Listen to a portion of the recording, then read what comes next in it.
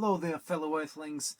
My name is Rogan, and you are watching the Mysterious Stoner in Ebola. If this is your first video that you're seeing here, this series is all about digging into the Bible in different stories, going through it, and talking about the good, useful information that we can gain from the Bible and the useless, dangerous information that we need to avoid and not listen to.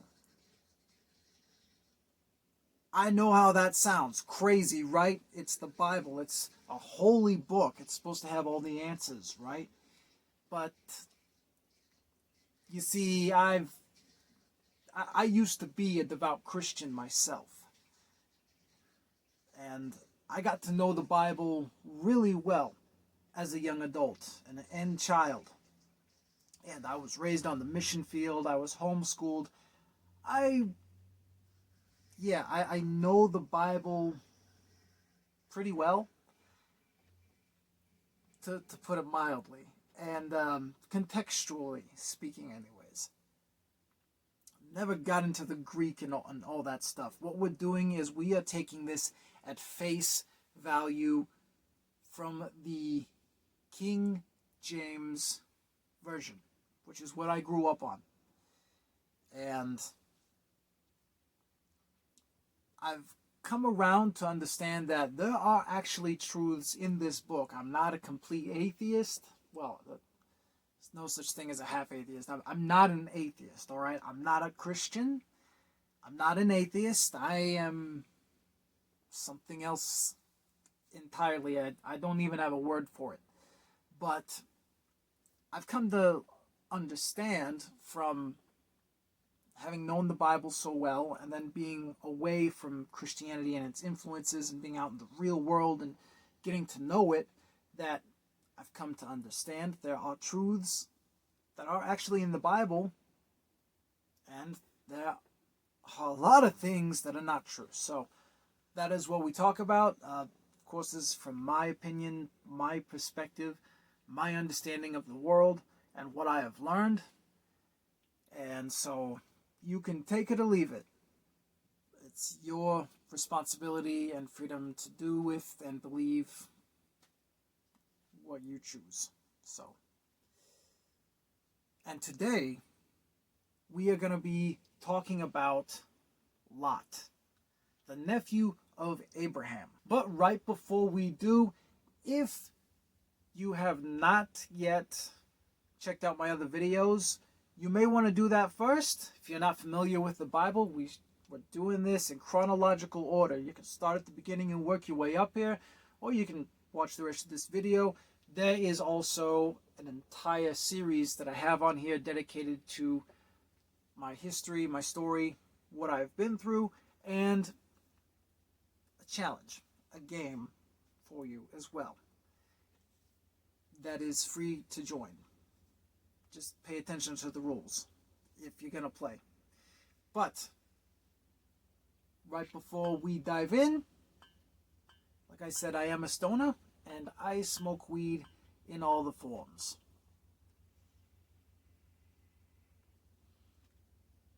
Hopefully that doesn't bother you.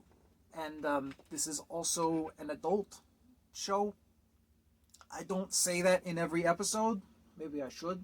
But I do swear there is occasional drinking on the show. So you've been warned. Hopefully that doesn't offend you. But I have my reasons for doing this, which I state in other videos. And I'm just giving you my best and honest opinion of what I've learned from life. So without further ado, let's dive into the story of Lot and Sodom and Gomorrah. Now, there is not a whole lot in the Bible mentioned about the guy Lot. Yes, you are hearing that name right. It's spelled L-O-T, Lot. That is his name. Super creative, I know. Yeah. But he's the nephew of Abraham, who is the father of Israel, the Hebrews, as well as kind of considered the father of Christianity, the Hebrew religion, Islam, and the Arab people. Yeah, the Arab people and the Jews are related. It goes way back, all the way to this guy. But the Bible includes this story about his nephew. And there hasn't been a whole lot about his nephew up to this point. He hasn't really done a whole lot. He's hung out with Lot. He's hung out with Abram since God told Abram to leave his father's country to go to Canaan, this place that God was going to give to him and his descendants. And Lot wanted in on this and liked hanging out with Abram. So they went out. They ended up separating at one point. They went two different ways because their servants and people and them weren't getting along very well, and they decided it was best to split up. And where Lot decided to go was to the land of Sodom and Gomorrah, which are two cities which have been proven to be real places from what I understand. And he goes to those places because he feels like those are good areas.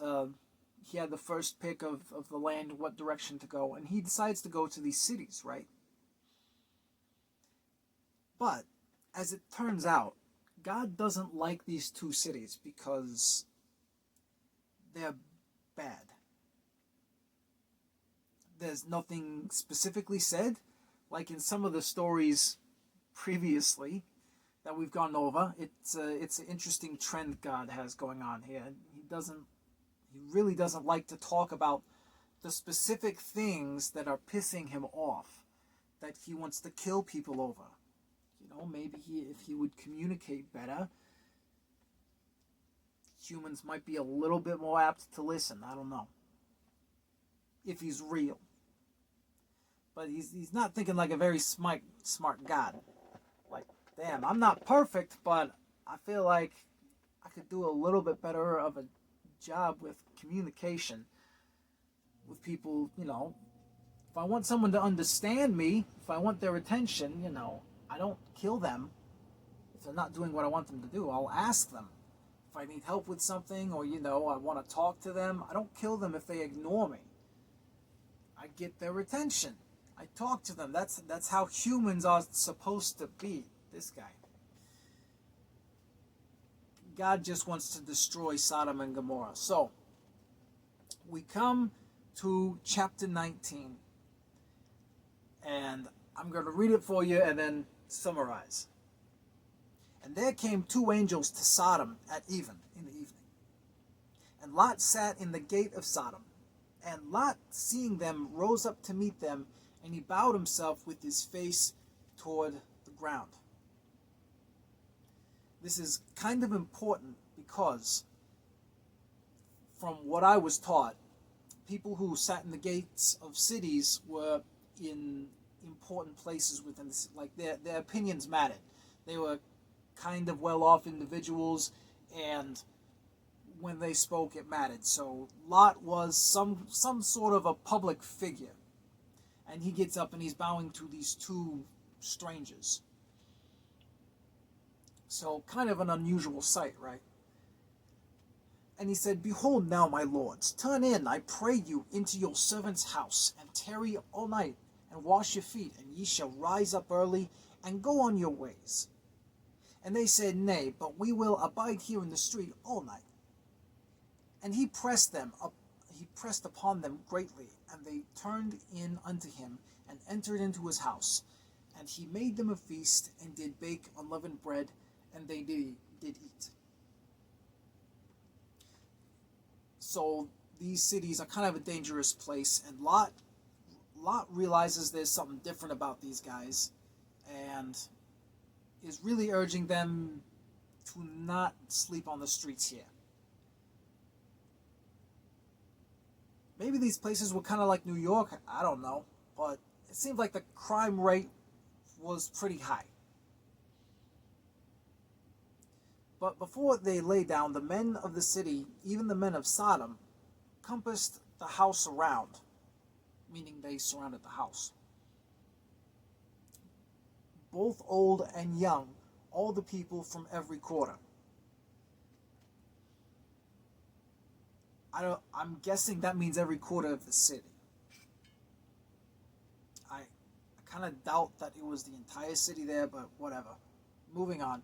And they called unto Lot and said unto him, Where are the men which came into thee this night? Bring them out to us, that we may know them. What that means is so that they can fuck them. Because this was supposedly a very openly homosexual and perverse place. Maybe it was like a really actual bad place. Like, I am not saying that homosexuality or anything like that is bad in and of itself, okay? I'm saying maybe this was like, maybe some prison rules applied here. I don't know. But there was raping on all sides, apparently, and of all directions. I'm guessing it really doesn't say how bad it was. We just have this one story where these very disturbed, horny men show up, want to fuck these strangers in the ass at Lot's door. And I mean, this is weird. This is a weird story to be put in the Bible. And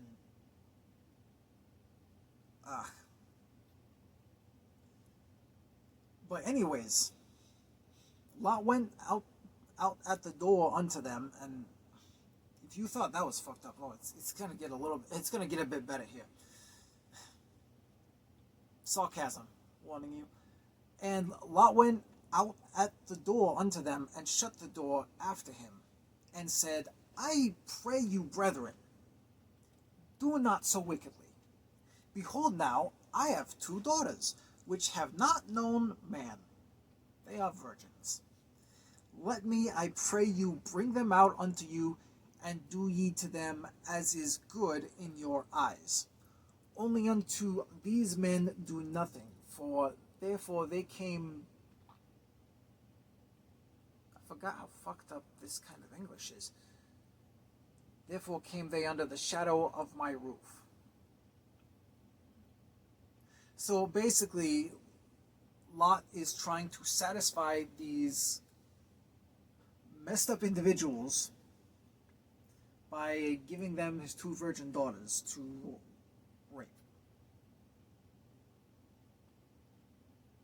To try to save these 2 complete strangers that he just met. That's... Even for a sexist society, that is pretty fucked up. I mean, seriously, like...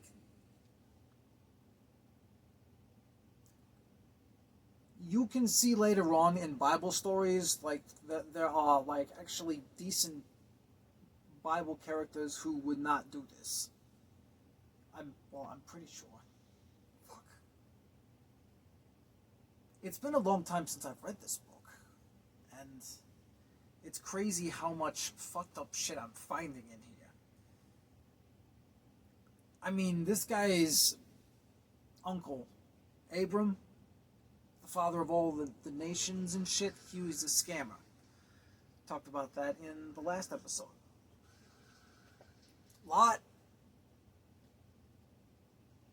Lot's got issues, I think. I think it's fair to say. And later on in the Bible, it describes Lot as a righteous man. Like in the New Testament, it describes him as a righteous man. And I call bullshit, but God put the story in here for a reason. So let's continue, shall we? And they said, Stand back. And they said again, This one fellow came into sojourn, and he will needs be a judge. Now will we deal worse with thee than with them. And they pressed sore upon the man, even Lot, and came near to break the door. apparently they were previously on good terms with Lot, because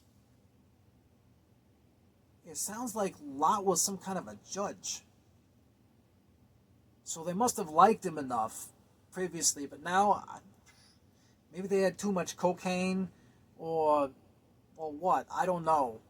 But they're not cool with this because for some reason they feel like they should be allowed to do butt stuff to whoever they want. Again, I don't fucking understand how this is such a weird story.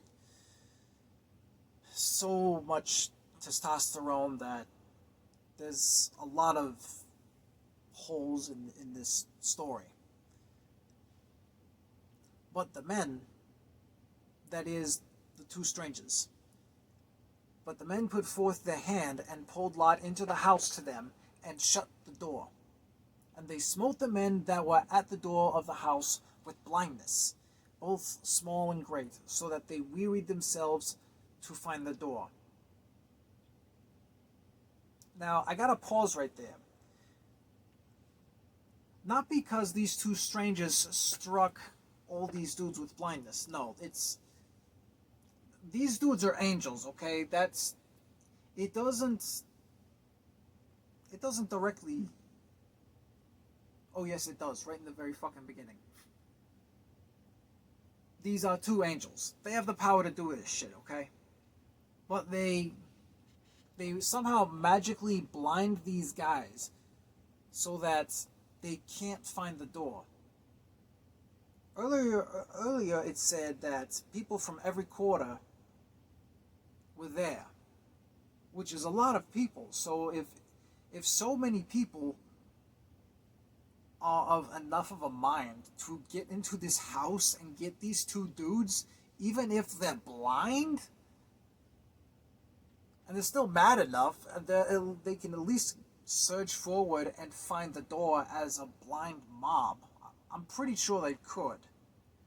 So it seems kind of odd to believe that they couldn't find the door.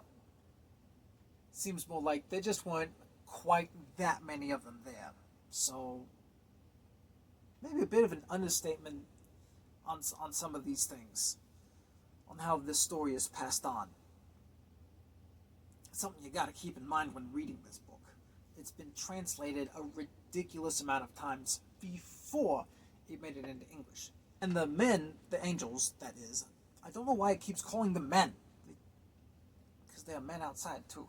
But anyways, so the angels said unto Lot, Hast thou here any besides, son-in-law, and thy sons, and thy daughters, and whatsoever thou hast in the city?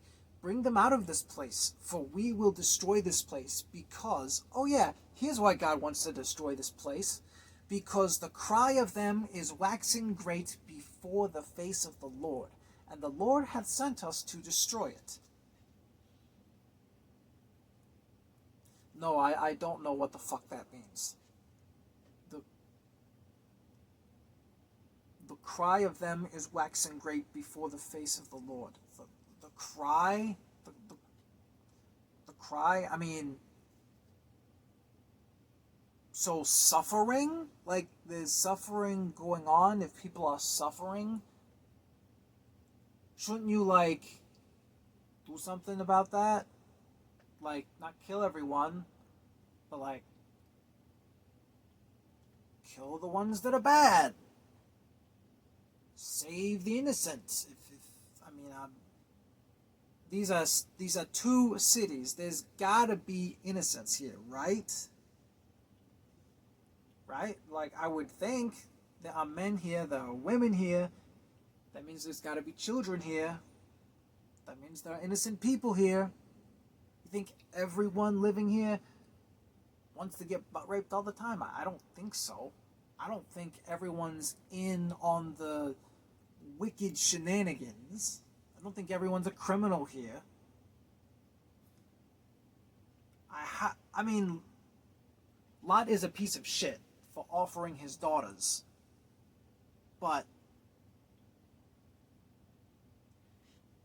like, yeah, he's not one of the innocent. I don't think he's a righteous guy. Just for that. But there's got to be other people there, right? 2 whole cities? Like, come on. We're just gonna fucking destroy this place. So is like really, do only criminals live here? Is there no one beyond redemption? Is there no one you can re-educate? No, we're just gonna fucking kill everyone. The psychopaths, along with the people we could redeem, we could save. What? But no, we're gonna kill them all. As usual. That's how it's been so far. Oh, they all pissed me off. I'm gonna kill them all. Now he's just like going on a diet mode. Oh, now I'm just, instead of the whole world, I'm just gonna do 2 cities now. I'm on a diet of killing people. And Lot went out and spake unto his sons-in-law, which married his daughters, and other daughters, not the 2, obviously. Which married his daughters, and said, Up, get you out of this place, for the Lord will destroy the city. But he seemed as one that mocked unto his sons-in-law. No one believed shit. Probably, I mean, he had to sound crazy. And I'm guessing he didn't have a very good reputation, otherwise, why would anyone believe him? I mean, look at the way he treats his family. Why would anyone want to listen to him when he's talking like a lunatic? Plus, he just got scared shitless by a bunch of dudes. Maybe he's just still shaken up and jittered. And when the morning arose, then the angels hastened Lot, saying, Arise, take thy wife and thy 2 daughters which are here, lest thou be consumed in the iniquity of the city. And while he lingered, the men laid hold upon his hand, and upon the hand of his wife, and upon the hand of his 2 daughters, and the Lord, being merciful unto him, and they brought him forth, and set him without the city. And it came to pass, when they had brought them forth abroad, that he said, Escape for thy life. Look not behind thee, neither stay thou in all the plain. Escape to the mountain, lest thou be consumed. So the angels dragged Lot, his wife, and his 2 youngest daughters out of the city in the morning, because it was time for the fireworks to begin. And they warn Lot and his family, don't look back, which is kind of strange. Like, just don't look. Like, really? Like, even if you tried to explain this, I'm wondering if this is like how much of this is quote unquote a true story. Like, could it possibly be, really? I'm open to the possibility that Abram the scammer was a real guy. Oops. And I'm open to the possibility that his nephew Lot was a real guy. But if he learned after his uncle, if he learned after his uncle some of the tricks of the trade, could have made some of his own shit up.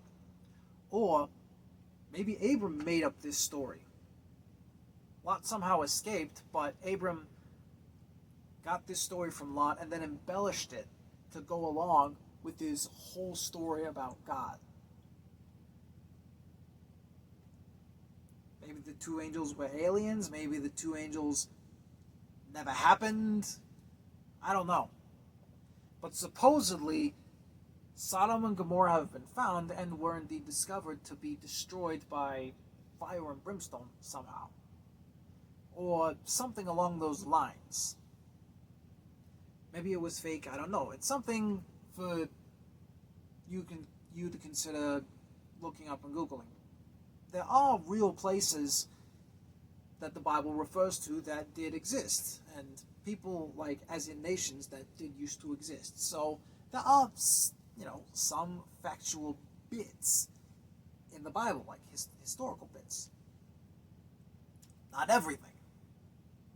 Bring a lot of salt. And speaking of salt, funny enough, I wasn't even planning to tie into that, but Yeah, the angels warned Lot and his family to not look back at the destruction of the city. But guess what? One person did turn back, Lot's wife. And she got turned into a pillar of salt. Right here. Verse 26. But his wife looked back from behind, and she became a pillar of salt. Just like that. Just turned around and poof, she's a pillar of salt. Like, what the okay.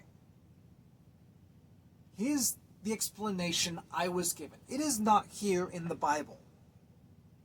But this is the explanation. Okay, there's no explanation here as to why they weren't supposed to look back at the destruction of the city.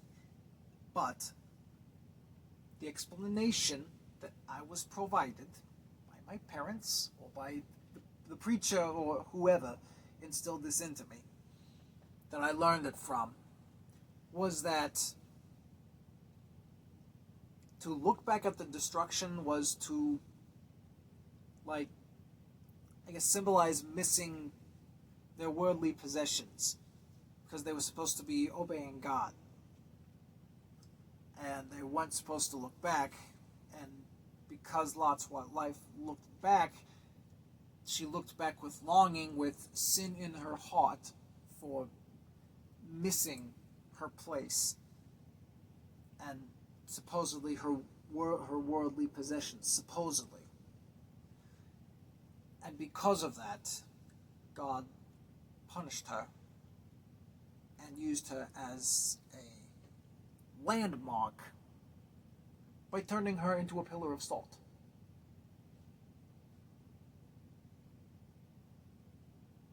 And just even now while speaking this, I realize, why wouldn't she look back? I don't think she would look back just for her stuff. The latest coffee maker and kitchen appliances and shit. Whatever the equivalent of that they had back then. I don't think that's what she would be looking back for. There were at least 2 other daughters that she and Lot had that were still there, that didn't leave. Family. And those daughters of hers may have had kids. And they were there when the place got destroyed. Why wouldn't she look back as her loved ones were dying? And God determined she looked back for other reasons and punished her by turning her into a fucking pillar of salt. That's cold. That's fucking cold. God's a fucking dick for that.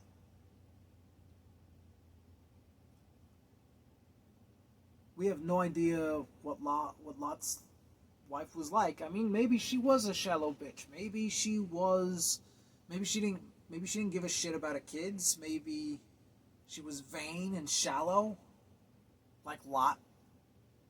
Lot seemed pretty fucking lame towards his family, but I mean, you know how women are with their kids? They tend to be more caring about their children. Not saying that men aren't, or can't be, but a lot of the times, there's a connection there that women have with their children. Of course she's going to look back. What proof do we have that she didn't care about her kids? What evidence of that are we given? That she looked back, missing the vanity of the cities, and not her children. What proof do we have? We just have to take God at His word.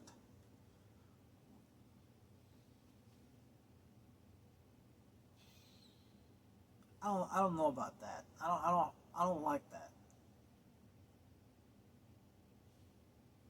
he doesn't directly state why he's even destroying the cities. He doesn't directly state why Lot and his family shouldn't look back. I mean, if it was because they would be blinded by the flash of the boom, of the destruction, that would make sense. Then yeah, maybe she wouldn't look back. Or she would look back and then she would go blind, and that would be a punishment. Would make total sense. Would it not? No, let's turn her into an entire pillar of salt.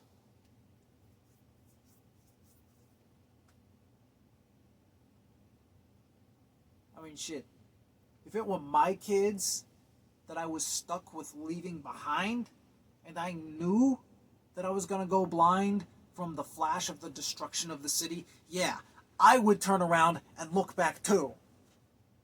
Hell, I'd look back if I knew I was going to be turned into a pillar of salt.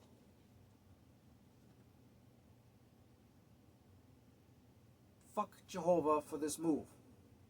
This is a dick move on his part. Not like all the previous ones haven't been. But that's the reputation of Jehovah. Oh yeah, and the last thing we hear about the righteous man Lot is that he ends up getting drunk, and his two daughters get him drunk and have sex with him and start two other nations from incest.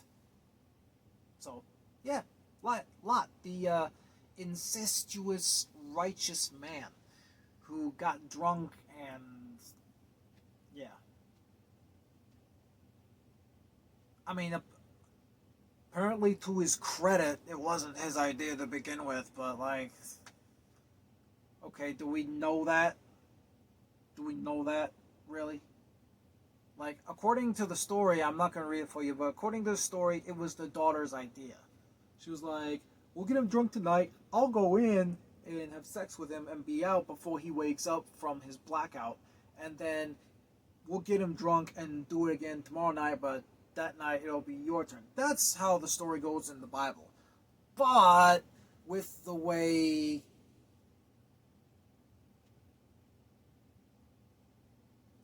the Bible tends to be sexist, and Abram being a scammer, and then Lot being buddies with his uncle, and most likely learning the tricks of the trade from him. Do we really want to believe anything that comes out of these two's mouths? Or anything regarding these two? I don't. I don't want to believe anything regarding these two. Like, sure, maybe Sodom and Gomorrah existed once and something happened and they got destroyed. I'm willing to believe that much.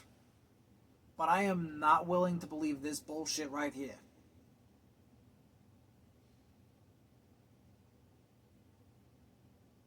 Maybe there was a Abram, and he was a scammer, and he had a nephew who was a douche. I could believe that. And that's about it. And speaking of Abram the scammer, we're going to pick up with him again next week. In fact, he's going to pull a very similar scam to a whole different king. But this time, we're going to get a few more details. This story is written just a little bit differently. So, make sure to check out the one where he scammed the Pharaoh, and then come back, join me next week for the time Abram scams the king Abimelech. Yeah, we get a name for this one. The other guy's just Pharaoh. So I hope you've enjoyed this reopening of the Bible story of Sodom and Gomorrah. And hope you will leave a like if you have enjoyed it or found it educational. I hope that if you're a Christian, that you're not overly offended by it. Just trying to share the truth with people. That's what I do. what I was raised and trained to do. And so, I hope you will join me next week. Stay safe, my friends. Farewell.